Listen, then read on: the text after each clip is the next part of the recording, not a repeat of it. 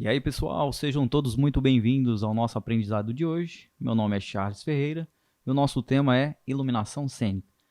Pessoal, aqui é um conceito de iluminação cênica. Iluminação cênica é um curso muito específico, é muito extenso, tem muito conteúdo. A gente vai apenas dar um esboço que seria iluminação cênica, entendeu? Então vamos lá. De uma forma bem resumida, iluminação cênica é uma iluminação direcionada que destaca tanto os objetos e lugares quanto pessoas e transforma o ambiente em um tipo de cenário ou cena. Através dela, podemos ambientar a cena e ampliar as emoções nela exploradas. Algumas técnicas de iluminação cênica. Iluminação de 3 pontos. Uma das técnicas mais utilizadas em gravações de vídeo, onde a gente tem luz principal, que é conhecida pelos nomes keylight, luz frontal ou luz primária. É a luz mais importante das três, localizada à frente da pessoa a ser gravada. O tipo de luz principal, dura ou suave, produzida pelo refletor, é escolhida em função da atmosfera que se deseja dar ao personagem na cena. Enquanto a luz suavizada transmite sensações de calma e serenidade, ao reduzir as linhas aparentes no rosto, a luz dura aumenta o tom dramático, ao reforçar a forma, textura e o relevo das expressões do rosto da pessoa gravada. A luz dura é obtida diretamente do refletor, enquanto que a luz suave é obtida com o emprego de dispositivos suavizadores, como o difusor, colocado à frente do refletor, ou então o emprego de um softbox, aquela caixa de material translúcido que a gente coloca em cima do refletor. A luz principal é sempre a luz mais potente, olhando-se de cima. A luz principal normalmente é posicionada a 45 graus, como a gente pode ver aqui neste caso aqui. Essa aqui é a luz principal, nosso refletor.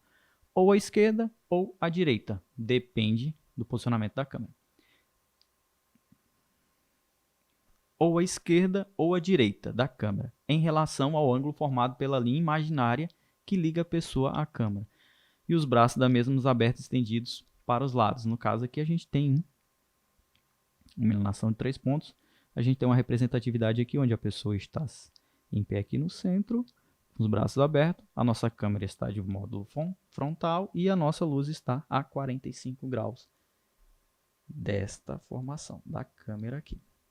Prosseguindo, este ângulo é chamado ângulo neutro, onde a luz principal não desempenha nenhum papel especial no controle da atmosfera transmitida pela imagem, além do proporcionado pelos tipos dura ou suave, acima já citados. Se for desejado, no entanto, um look mais dramático, este ângulo pode ser aumentado para até próximo de 90 graus. Voltando aqui, se eu quero dramatizar a minha cena, eu transfiro esse refletor mais para a direita. Se ele estiver a 45 graus do lado esquerdo, eu vou transferir ele mais para o meu lado, atingindo próximo de 90 graus até 90 graus. Se eu colocar meu refletor aqui a 90 graus do ângulo da câmera, que é um ângulo reto, eu vou ter uma dramatização melhor. Depende do que eu pretendo para minha cena. Ou para a esquerda ou para a direita, conforme a localização do refletor. Se por outro lado for desejado um look mais suave, o ângulo de 45 graus pode ser diminuído para até próximo de 10 graus, para a esquerda ou para a direita, conforme a localização do refletor.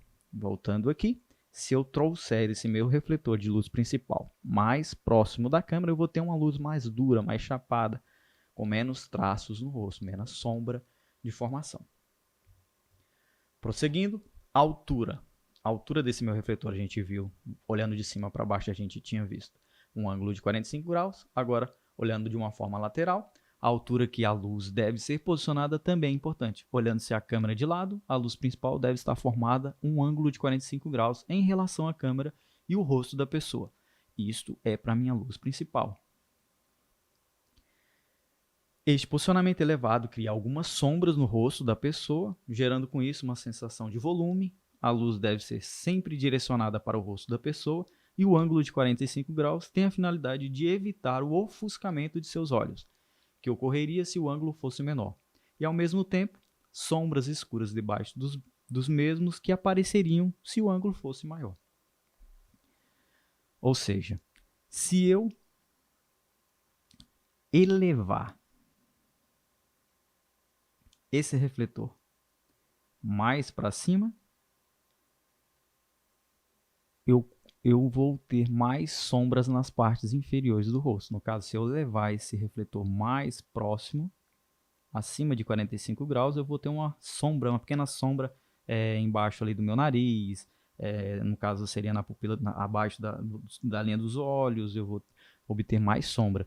E se eu puxar mais para cima, se eu puxar esse refletor um pouco mais para baixo, eu diminuir esse ângulo de 45 graus, eu vou ter um maior ofuscamento dos seus olhos. Aí no caso eu vou ter que utilizar, a gente tem um equipamento utilizado que a gente, não é o objetivo do curso, mas a gente tem um equipamento chamado de ring que a gente utiliza na câmera, na própria câmera, para fazer essa luz mais chapada. No caso, isso seria mais utilizado em gravação onde a gente necessita dos traços perfeitos do rosto. A gente precisa de um brilho um pouco maior. No caso, eu vou estar gravando uma pessoa que vai estar fazendo uma maquiagem, entendeu? Aí a gente utiliza esse ring que ele vai em volta da câmera ali e eu vou ter uma luz mais, como é que eu posso dizer, mais aberta no rosto. Eu não vou ter traços de sombra, né? Eu não vou conseguir dramatizar praticamente nada. É uma luz mais dura, mais seca, mais chapada que a gente fala. Prosseguindo, a gente tem contraluz. É a luz que localiza-se atrás da pessoa que está sendo gravada. Prosseguindo, a gente tem o contraluz. É a luz que localiza-se atrás da pessoa que está sendo gravada. Tem a finalidade básica de moldar o rosto dela, destacando-o do cenário ao fundo e evidenciando a distância em que o mesmo se encontra em relação ao fundo. Após o posicionamento da luz principal, a contraluz é a segunda luz a ser ajustada. É colocada diametralmente oposta à luz principal. Como a gente pode perceber aqui, eu tenho uma luz principal e uma linha reta traçada para mim instalar meu contraluz. Então ela é diametralmente oposta à luz principal. Prosseguindo, a contraluz deve ser direcionada para a parte de trás dos cabelos e ombros da pessoa. Não deve ser suavizada com difusores ou softbox, é uma luz mais dura, e ela deve ser feita através de um tipo de refletor capaz de ser focalizado. Eu posso diminuir essa intensidade. Por quê? Isso porque luzes difusas propagam-se em um leque bem aberto, podendo atingir o objetivo da câmera, acarretando com isso em reflexos indesejados nas nossas imagens. Se isto ocorrer, flags ou bandor podem ser posicionados adequadamente sobre o refletor até bloquear a luz que atinge a câmera. No caso, se o meu refletor não conseguir fechar de forma a bloquear esses reflexos indesejados na minha câmera, eu posso utilizar de alguns equipamentos, no caso aqui, bandors ou flags, para mim poder diminuir esse ângulo e diminuir o reflexo na minha câmera, na lente da minha câmera. Prosseguindo, sua altura não é tão importante, observando que desde que esteja acima da cabeça da pessoa, da luz principal, e que não atinja a objetiva da câmera. Então, são os 3 pontos importantes a gente lembrar. Elas têm que estar acima da pessoa que está sendo gravada, elas têm que estar acima da minha luz principal, e ela não pode atingir o objetivo da minha câmera. É os 3 pontos principais do meu contraluz. Como não são indicados dispositivos difusores para este tipo de luz, a luz para atenuar ou aumentar sua intensidade é afastar a proximidade do refletor do local onde a pessoa está. Fechei tudo que posso. Se mesmo assim está espalhando um pouco, eu posso aproximar um pouco mais. Está muito fechado, não está dando profundidade, não está dando abertura no meu contraluz, eu posso afastar um pouco mais o meu refletor para alcançar o objetivo da nossa profundidade da imagem. A intensidade desse contraluz deve ser maior ou menor conforme as características particulares da pessoa que está sendo gravada. Uma dica muito importante. Uma contraluz mais intensa torna o aspecto da pessoa mais dramático e glamuroso. Particularidades da intensidade. Se eu tenho uma pessoa de cabelo claro, uma pele mais clara, eu posso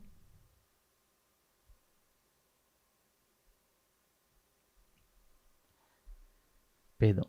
A intensidade do contraluz deve ser maior ou menor, conforme as características particulares da pessoa que está sendo gravada. Uma contraluz mais intensa torna o aspecto da pessoa mais dramático e glamouroso. Luz de preenchimento, conhecida pelos nomes fill light, luz lateral ou luz secundária. É a luz que localiza-se ao lado da pessoa que está sendo gravada, tem a finalidade básica de suavizar sombras causadas no rosto da pessoa, olhos, nariz e pescoço, pela luz principal e de preencher os vazios que causam essas sombras. Daí seu nome, preenchimento.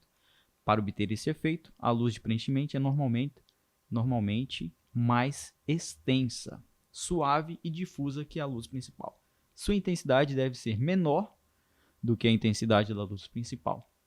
Como as rugas e marcas de expressão presentes no rosto humano conferem dramaticidade à ação quando são mostradas, a intensidade da luz de preenchimento deve ser inversamente proporcional ao desejo de se transmitir esta sensação. Ou seja, quando que eu uso uma luz de preenchimento? Quando eu não preciso de dramatização nessa cena nenhuma. Eu preciso de uma luz mais chapada, uma luz mais aberta. Eu vou gravar uma maquiagem, vou gravar uma entrevista. Eu vou gravar uma entrevista, eu não preciso dramatizar essa cena. Eu utilizo a luz de preenchimento. Vamos ver? A luz de preenchimento deve ser posicionada do lado oposto da luz principal, olhando-se de cima para baixo. A luz de preenchimento deve estar localizada a 60 graus, um ângulo de 60 graus, ou à esquerda ou à direita da câmera, dependendo da minha luz principal. Se minha luz principal estivesse deste lado esquerdo, a minha luz de preenchimento estaria do meu lado direito a 60 graus da minha câmera. Este ponto olhando de cima para baixo. A luz de preenchimento é colocada em nível mais baixo do que a luz principal, normalmente formando um ângulo de 30 graus em relação à câmera e o rosto da pessoa. Olhando de uma forma lateral, a minha luz de preenchimento ela está em um ângulo de 30 graus e olhando da forma de cima para baixo a 60 graus. Então, esta é a minha luz de preenchimento. Ao contrário do contraluz, a suavização da luz de preenchimento com difusores ou softbox não causa problema para a câmera. E ao contrário da luz principal, o fato de sua altura ser mais baixa não acarreta ofuscamento para a pessoa, pois além de ser geralmente uma luz mais suave, mais amena, ela é posicionada geralmente mais afastada da sua parte frontal, onde está a câmera e para onde normalmente a pessoa olha, por isto o ângulo de 60 graus. Como a finalidade dessa luz é, atuando em conjunto com a luz principal, controlar a atmosfera que se dá ao personagem e o humor da cena, destacando ou revelando a textura da pele do mesmo, o ajuste de sua intensidade é justamente utilizado para causar esse efeito. Assim, o uso da luz de preenchimento é crítico para estabelecer a qualidade da luz da cena, e é o que mesmo deve transmitir, sendo a que consome mais tempo e requer mais cuidado em seu ajuste, porque é uma luz mais trabalhada, não é uma luz que a gente tem simplesmente para chapar. Então a gente complementa, a gente afasta, a gente dá brilho, a gente tira o escuro, de acordo com a nossa cena. Exemplos de iluminação para a cenografia. Visto isso, a gente, só relembrando, um minutinho.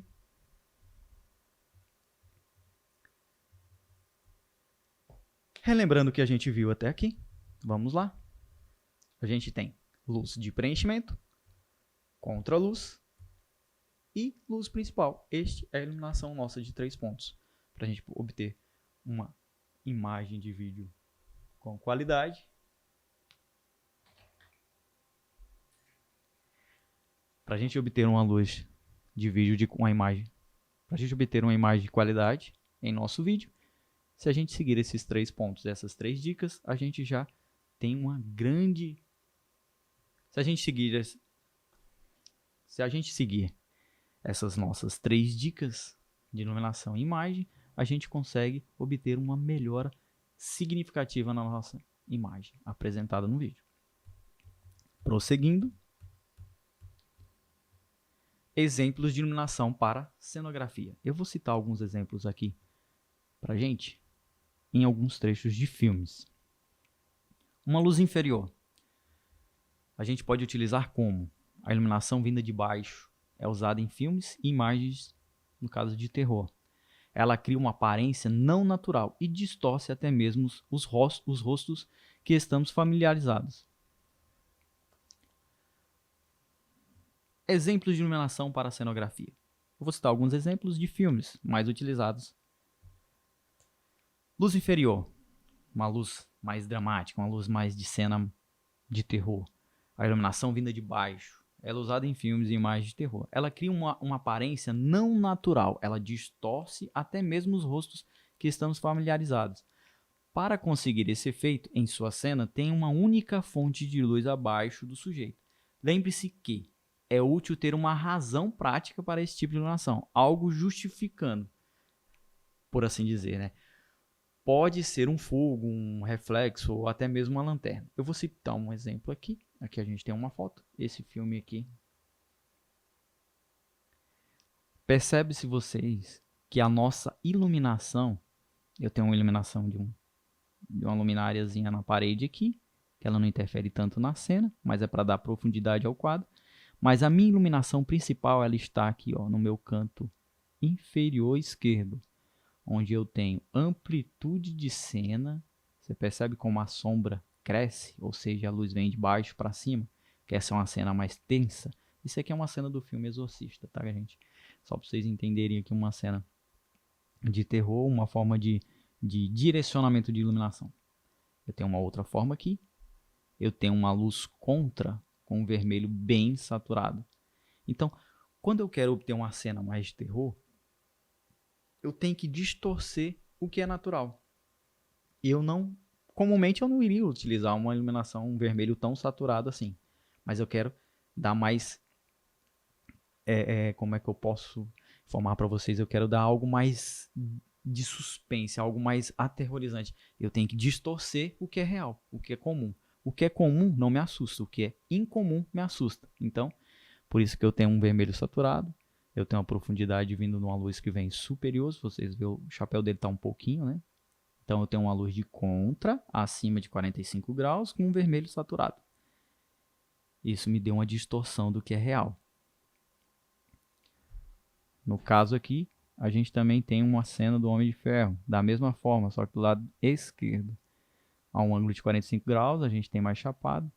O rosto dele não está totalmente frontal, mas a gente também tem um triângulo dominando seus olhos e dando profundidade ao rosto. Isso me dramatiza a cena. Capitão América, mesma coisa. Você vê, ó, eu tenho uma cena a 45 graus. Quanto mais eu trago para a lateral, mais escurece esse rosto aqui. Aqui eu tenho uma pequena suavização no lado esquerdo, mas eu também tenho um triângulo iluminando aqui o meu rosto do lado esquerdo, mas a minha luz é 45 graus. Uma luz a 90 graus acima da cena, uma cena mais tensa de filme ou um período noturno que a gente estiver fazendo uma cena, a gente coloca uma iluminação a 90 graus, percebe que é uma cena bem tensa, de um jantar bem tenso. Algo está acontecendo, a gente consegue ver apenas pela fotografia da cena. A gente consegue perceber que tem algo tenso acontecendo na cena. Uma luz a 90 graus acima. Uma luz a 90 graus na lateral. E 45 também acima, superior. Eu escondi todo o meu lado direito do meu rosto. Eu não consigo ver as marcas de expressão. Pela fotografia a gente já percebe que é uma cena mais triste.